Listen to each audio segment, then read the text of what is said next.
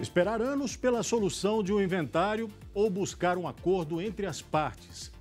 Uma alternativa para não levar esse procedimento para a justiça pode ser um inventário extrajudicial.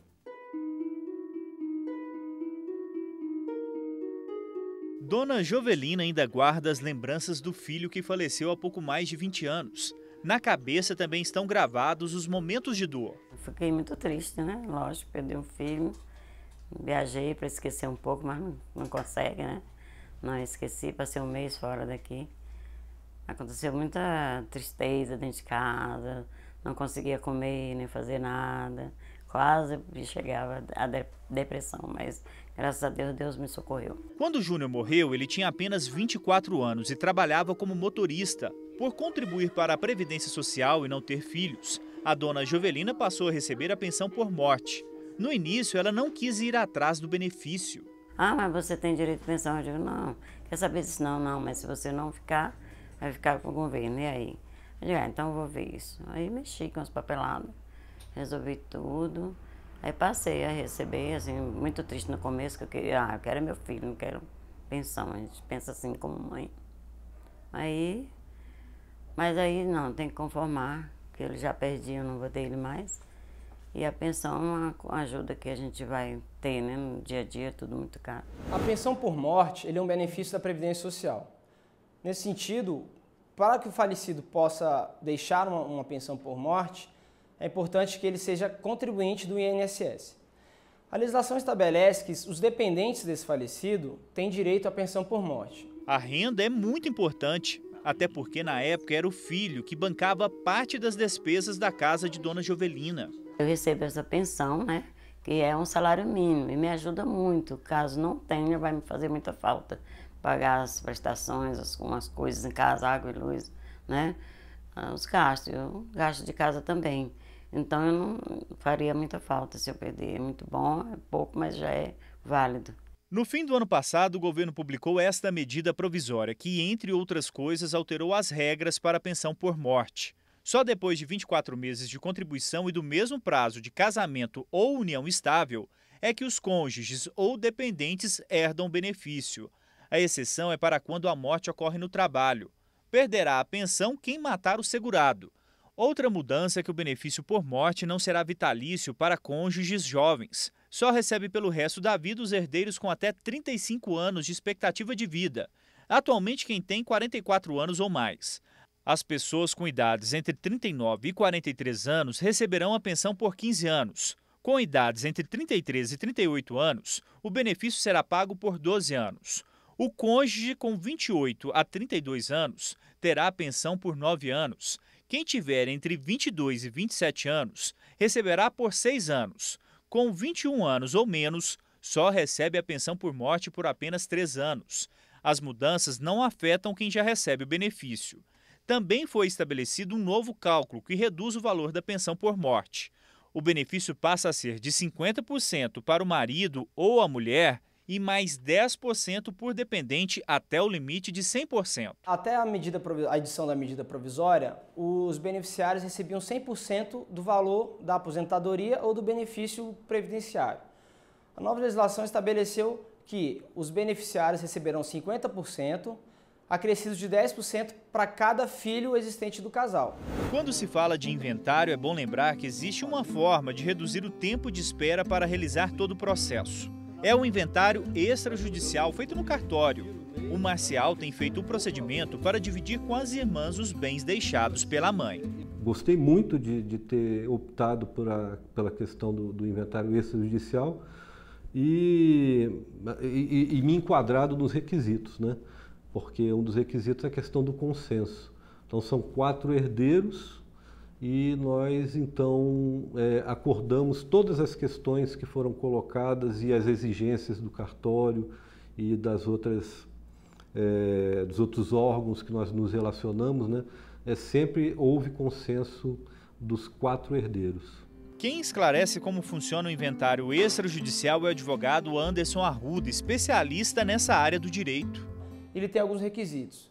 Não pode haver testamento, não podem haver herdeiros incapazes e os herdeiros tem que haver concordância entre os herdeiros contra a partilha. Havendo esses 3 requisitos, os herdeiros podem ir ao cartório, fazer uma escritura pública, onde eles estão homologando a partilha dos bens. E esse processo extrajudicial, que é um processo administrativo, ele é muito mais célere e mais barato. E foi justamente isso que o Marcial e as irmãs dele fizeram. O aposentado já conseguiu concluir parte do processo e recebeu a escritura pública. Aqui é a escritura pública de inventário, onde é dito a partilha entre os herdeiros daquilo que foi objeto do inventário, né? Aí, a partir do que é colocado na escritura, aí a gente vai procurar os órgãos onde esses bens ou direitos, né, estão vinculados, para que a gente possa tomar as providências que, no caso, o grupo de herdeiros entende ser necessário. Não é difícil de entender como funciona. Quando há acordo entre os herdeiros e nenhum deles é menor de idade ou incapaz, todo o processo pode ser feito no cartório, com acompanhamento de um advogado. É importante lembrar que não pode haver testamento nesse caso. No caso da via extrajudicial, existem alguns pré-requisitos para a lavratura de escritura pública de inventário. São eles: herdeiros maiores e capazes e não pode haver a existência de testamento. A Lei 11.441 foi que deu notoriedade para os tabeliões de notas proceder ao inventário extrajudicial, assim como separação e divórcio também.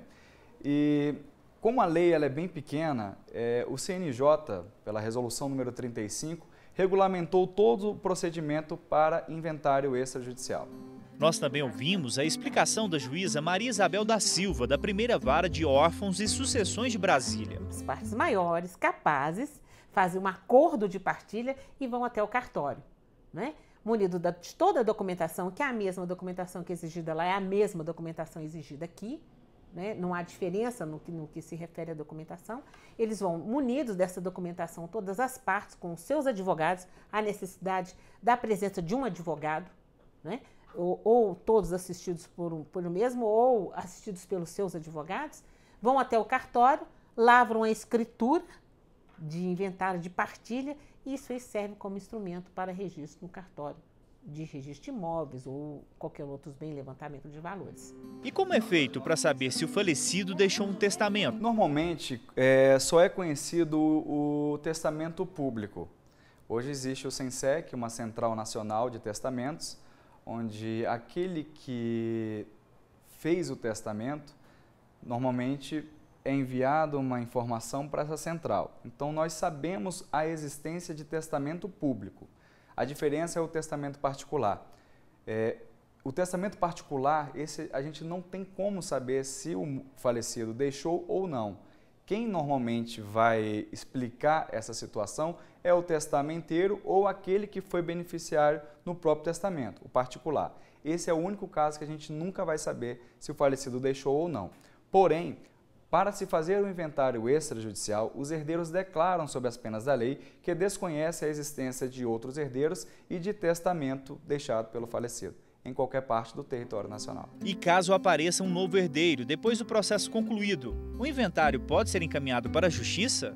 Neste caso, quando se descobre um filho posterior, digamos assim, todo o procedimento deve ser levado à Justiça, uma vez que o ato já foi praticado aqui no cartório de notas e o ato jurídico perfeito, pelo menos à época. Por conta de toda a burocracia, quem já passou pelo processo de inventário prefere o procedimento feito no cartório. Para que isso ocorra, o Marcial tem uma recomendação. Eu penso que a primeira coisa é o consenso e eleger entre os herdeiros aquele que vai assumir a condição de inventariante, né? E aí, no meu caso, foi bem tranquilo, porque somos 4 irmãos e desde quando nós começamos a conversar sobre esse assunto, cerca de um mês após o falecimento da minha mãe, então foi consensual que eu que encamparia essa condição de inventariante e o que eu ia pedindo ia sendo providenciado, né?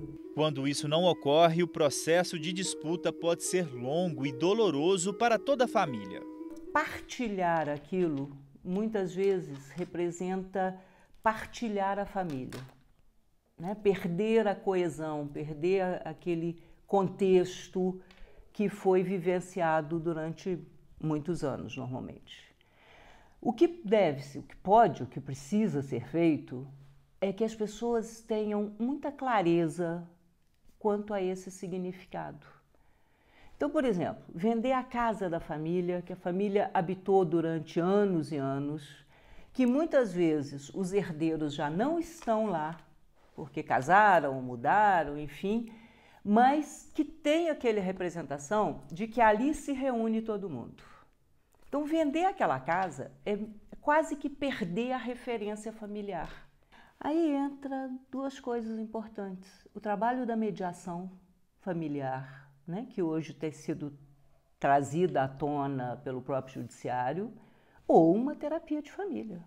Muitas vezes é necessária a intervenção de um terceiro que está fora daquele núcleo emocionalmente, para que ele possa esclarecer para as partes o que de verdade representa aquela partilha.